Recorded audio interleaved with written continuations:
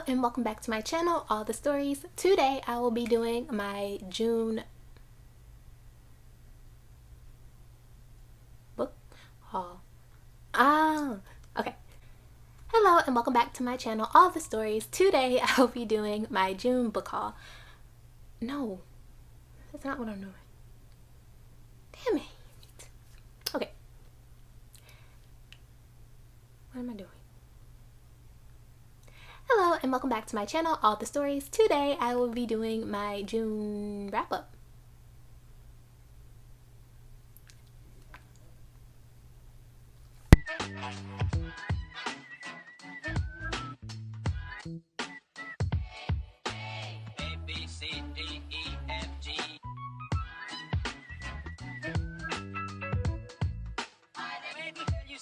So June ended up being my best reading month. I ended up finishing 16 books in June, which was better than my average. I haven't passed like 10 books a month all year, so to finish 16 books in a month is killing it for me this year, not gonna lie. This month I did finish 16 books, and they were all books by Black authors because at the beginning of the month, I think I mentioned this in my other video, but I was reading The Poppy War, and then the whole George Floyd thing happened. This whole year has been weird, but the beginning of last month was just a lot.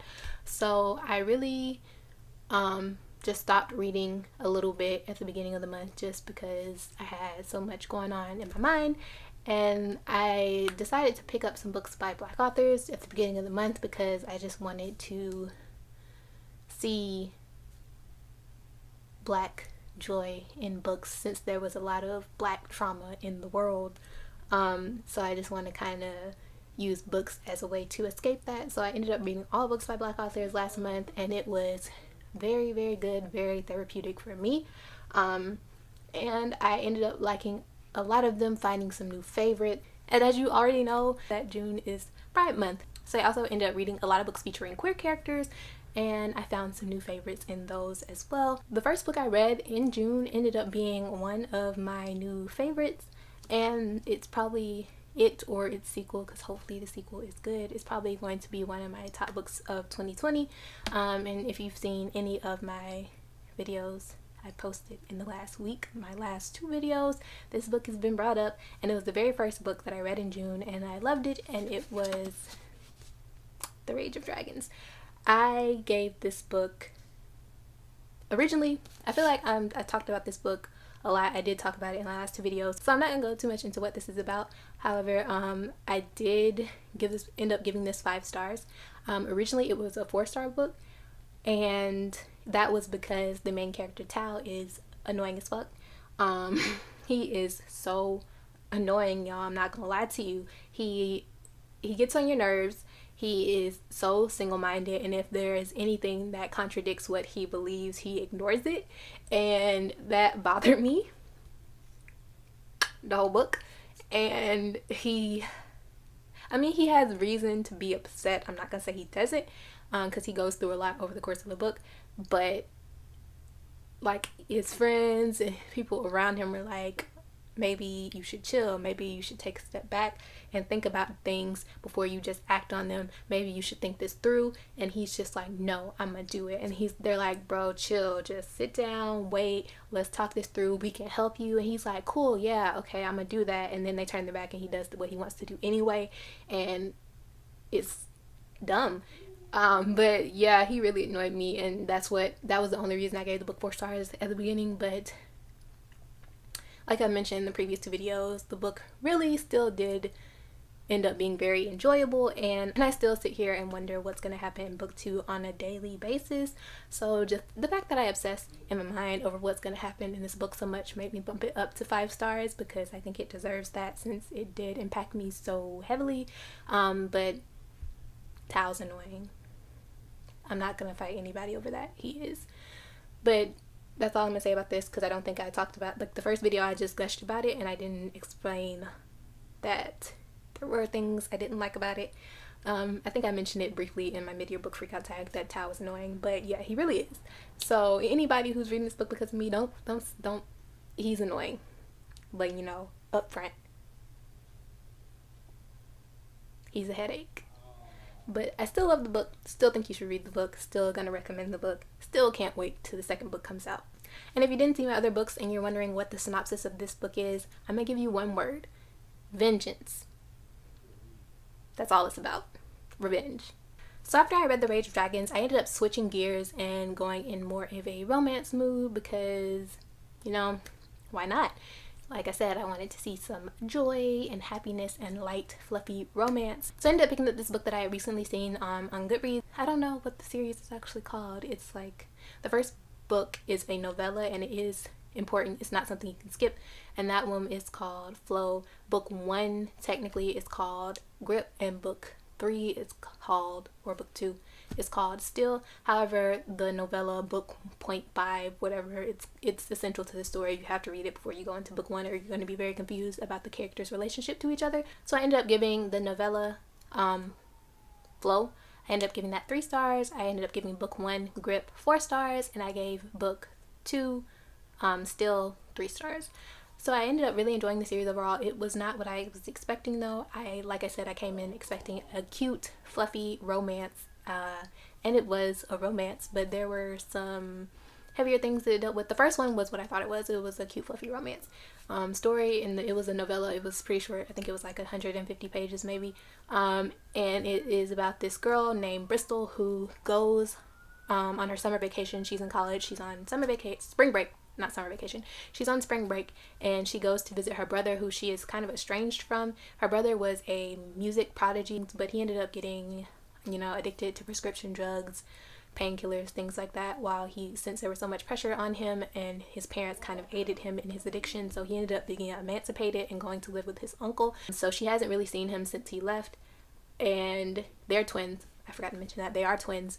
So she hasn't really seen him in the past years, and she is reaching out to him because she misses him and wants to reconnect with him. So she's spending her spring break going to California to stay with him, and she ends up meeting his best friend, whose name is Marlon, but he goes by Grip because he wants to be a rapper, and Grip is his nickname / rap name. Her brother ends up being busy, so she ends up basically spending most of her spring break with Grip when he picks her up from the airport, and it's just really just a story of them kind of falling in love.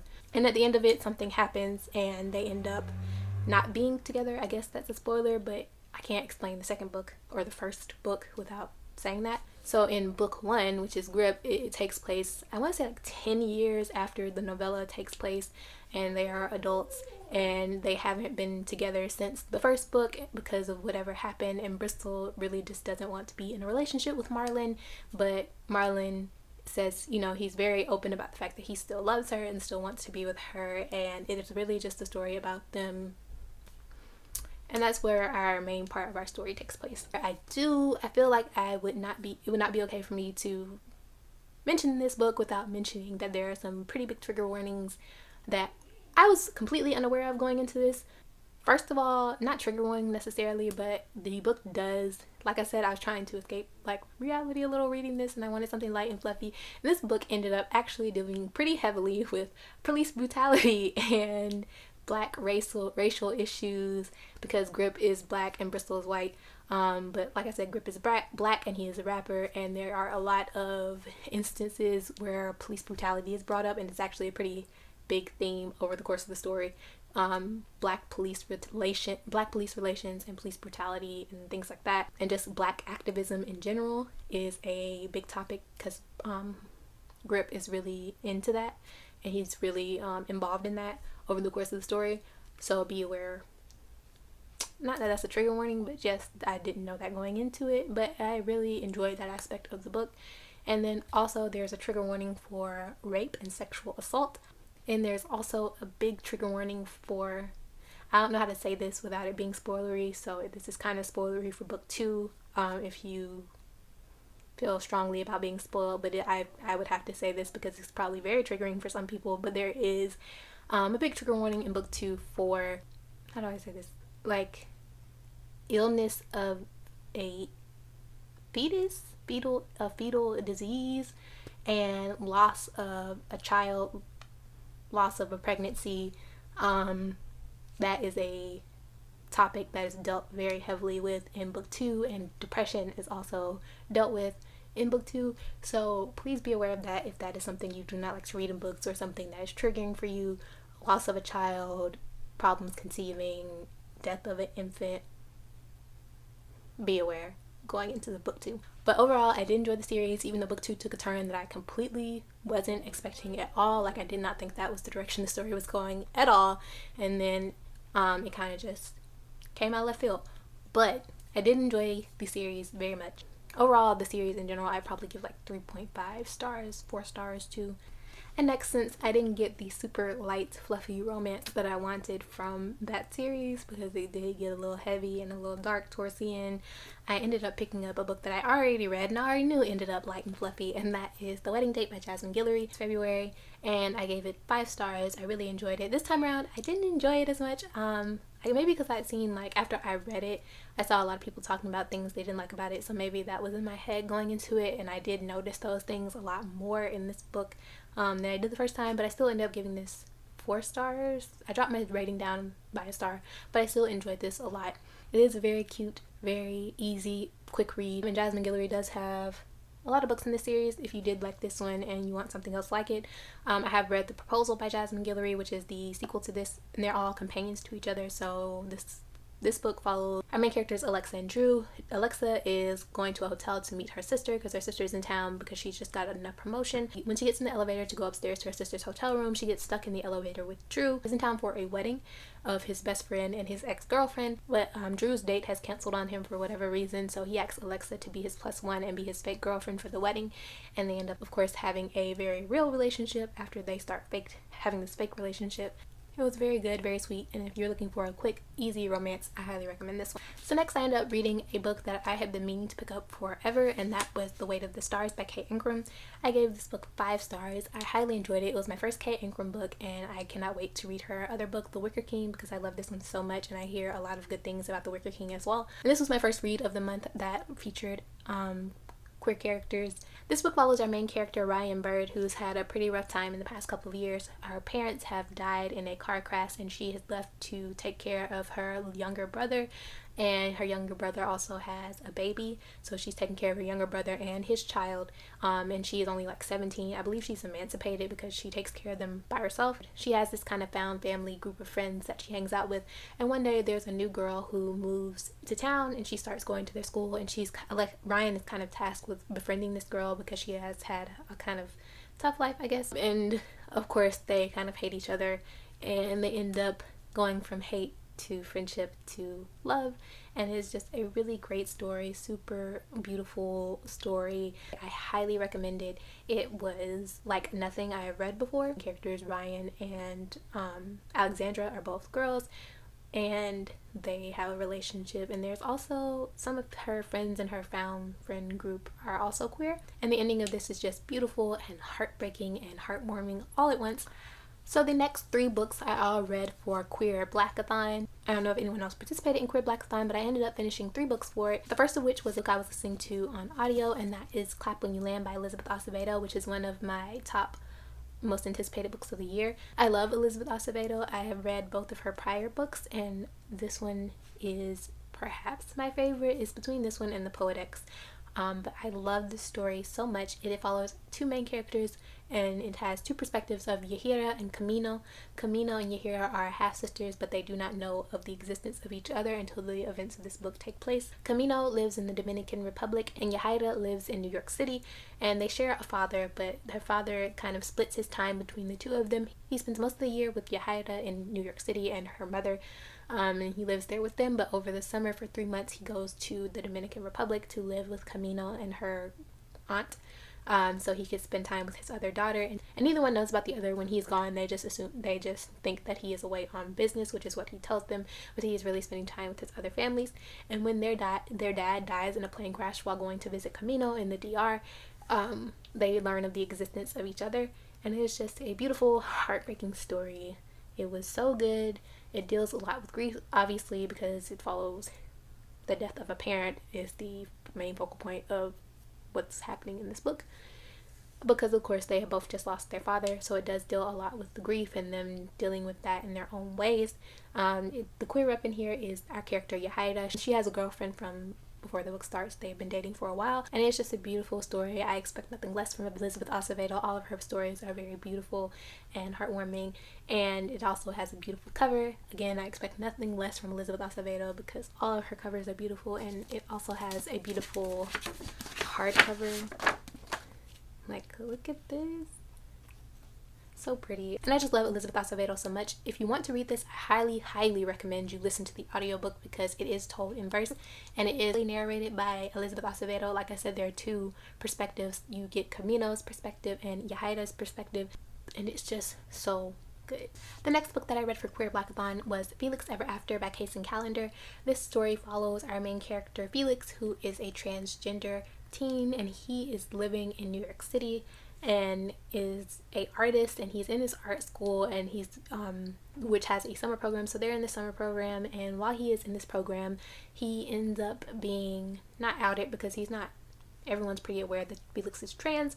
However, someone ends up bullying him and finding pictures of him pre-transition and posting those pictures, and also posting Felix's name from before he transitioned, and it's just bullying him and sending him mean messages. So it's all about Felix trying to figure out who is bullying him, but also just dealing with life and being who he is and discovering who he is. And it's just a beautiful story, and I highly recommend it. It is also on Voices. The author, Kason Calendar, they are transgender, and they just wrote such a beautiful story, and I highly recommend you pick this up. The next book that I read for Queer Blackathon was Zinni by Rebecca Witherspoon, and this book follows our main character Zinni, who has just lost her aunt. I realized that I read a lot of books about people who lost family members, because Felix Ever After also deals with the fact that, well, he didn't lose his family member, but it also deals pretty heavily with the fact that his mother left him. So she's not dead, but she is gone. Wow. Okay. But anyways, Zinni is about our main character, who is Zinni, and she has recently flew to the small town where her aunt lived because her aunt has recently died, and she ends up leaving Zinni her entire estate, which is a lot of money. And the only catch is that Zinni has to marry one of her aunt's, not friends, but someone her aunt knew in this town, and he is a bisexual, burly bisexual Irishman, and Zinni is also bisexual, so that's the queer up. Zinni's bisexual, and our main male character is also bisexual, and they end up just having the cutest damn relationship ever. I loved this book. The romance was everything. It is smutty, so the smut was A1, and it was just a great story. And it deals with fake dating, which is one of my things. I love a good fake dating story, and this is what that is, because the relationship, since she has to marry him to get her cut of the money, and her aunt also leaves him some money that he has to get if he has to marry her to get. So they agreed to like stay married for a month, I believe, and then get divorced, and it's very good. It's real good. So the next book that I read was Real Men Knit by Kawana Jackson, which I gave 3 stars. This is another romance novel following the death of someone's mother, y'all. What? So in this story, we follow 2 main characters, Jessie and Carrie. Carrie works at a knitting shop, and the owner of this knitting shop, who is known as Mama Joy, has just died, and Mama Joy has a bunch of adoptive sons. I think there are 4 adoptive sons, and one of them, the youngest one, is named Jessie. So Jessie is now dealing with the loss of his mother, and Carrie is dealing with the loss of her mentor, Mama Joy, and they're both trying to keep her knitting shop open. So they have to work together to keep the shop open, and Carrie has been in love with Jessie since they were young, and Jessie, though Carrie doesn't know it, has also had a crush on her since they were young. So of course, some romance starts to pop off over the course of the book while they're working together to keep the shop open, and it was pretty cute. So after that, I ended up listening to the Black Flamingo on audiobook, which I gave 4 stars. This book is also narrated by the author, if that is something you're interested in. So I did, but I actually didn't really enjoy the audiobook that much, which is shocking because I usually love when the author narrates the audiobook because they, of course, know the emotion that they are trying to convey with the story, so I feel like they do a better job than anyone else. But I don't know, I feel like the author was kind of monotone in his narration. That could just be me though. Anyways, I gave this book 4 stars. It is following our main character, who is a biracial boy living in London, and it's just following his life story from a point where he is very young. I can't remember exactly how old it was when he starts. I think he's like in kindergarten, up until he goes to college, and a little bit through his like freshman year of college. He is gay, and then in college he gets into the drag scene, and it's just amazing story about this character going through life and living his truth, and it is just really good. I highly recommend it. So next, I ended up reading the first 2 books in the Reluctant Royal series by Alyssa Cole, and that is A Princess in Theory and A Duke by Default. I gave A Princess in Theory 5 stars. That one is my favorite so far in the series. I loved it so much. And it follows our main character. Ooh, what's her name? Ooh. Her name is... I feel like it's like on the tip of my tongue. She goes... The male character's name is Thabiso. There's L? Lottie? No. Lexi? No.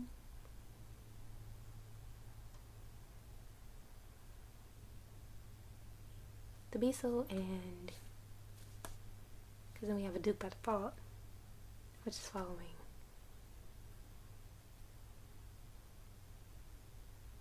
What's their names? Where's my laptop?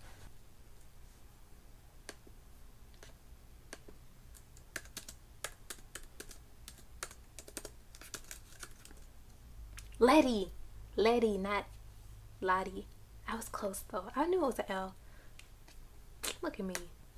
So, A Princess in Theory ends up following our main character and a lady who goes by Letty and Thabiso.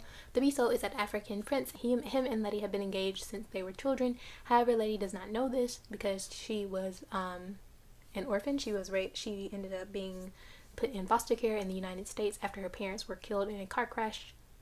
Her parents were killed in a car crash, y'all. I didn't notice this until I started filming. What? Until her parents were killed in a car crash while they were in the United States. So she doesn't know where she's from, and she doesn't know that she is engaged to Thabiso. And so when he comes to New York, after he just finds out that she's there, he ends up falling in love with her, but she doesn't know who he is. So he ends up kind of like giving her a fake name so he can spend more time with her and get to know her. And of course, you know, that never works.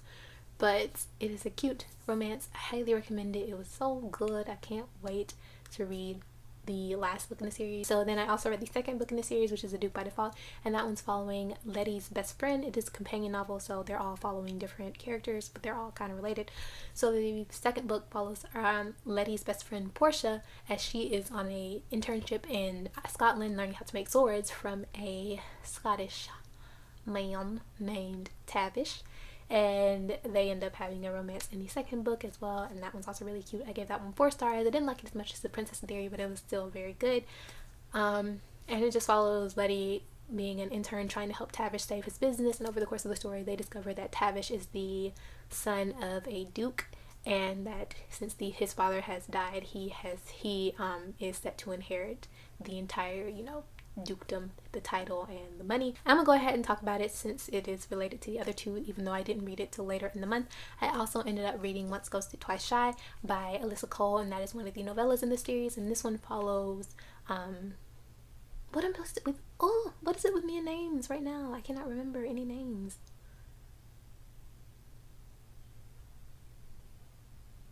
I can see the covers clearly in my head, but I cannot think of anyone's name. So, Once Ghosted Twice Shy is a novella set in the Reluctant Royal's world, and it follows Lacoste, who is Thabiso from the first book, is his personal assistant, and it follows her as she is returning to New York City, because in The Princess in Theory, you kind of got bits and pieces of Lacoste's story.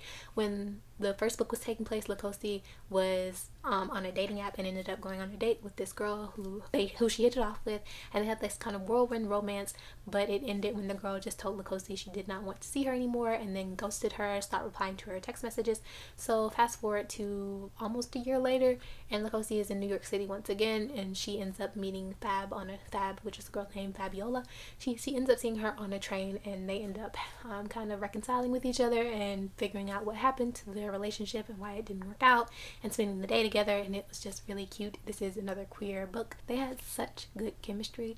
Like, out of the whole series, I think Fab and Lukosi had like one of the best chemistry between the two. Like I said, it is a novella, so it's only like 100 pages long, but I feel like you go through a lot in those 100 pages. So next is probably up there with The Rage of Dragons, one of my favorite books that I read last month, and that was the sequel to Get a Life, Chloe Brown, which was Take a Hint, Danny Brown.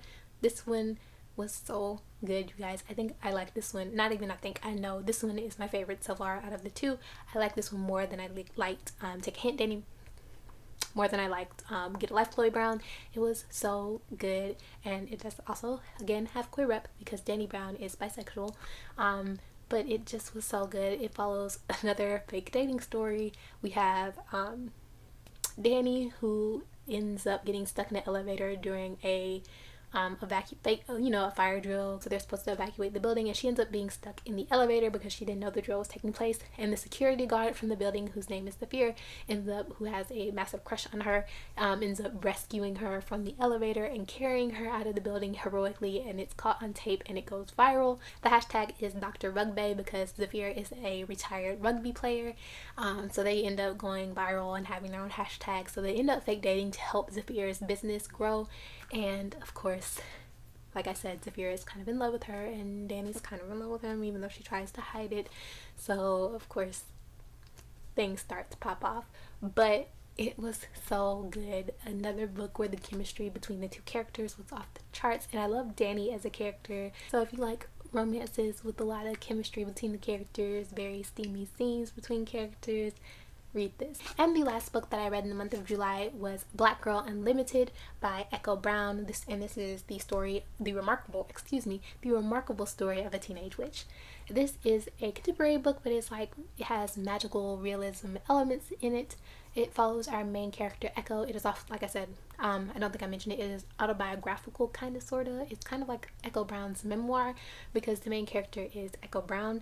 And it follows her from the age of 5 up until she graduates from high school, and it just follows her life story, and it deals with a lot of heavy topics, a ton of trigger warnings for this, like drug use, alcoholism, rape, sexual assault, a lot of things in here. And it's just following Echo's life living in a low-income neighborhood with a mother who is a drug addict and a mother and stepfather who are both addicted to drugs, and it's just so powerful and so good. I gave this 5 stars, and it's just beautiful, and I really love the magical realism elements of the story, and how she's like a witch and a wizard, not a witch. It had really realistic characters, I guess, since this is based on her real life. I guess realistic is what she was going for, but the characters are really realistic, and Echo is just so real, and I loved this story. So that is all the books that I ended up reading in June. I hope you guys enjoyed this video, and if you read any of these books, please comment down below and let me know what you thought of them, or if you want to read any of these books.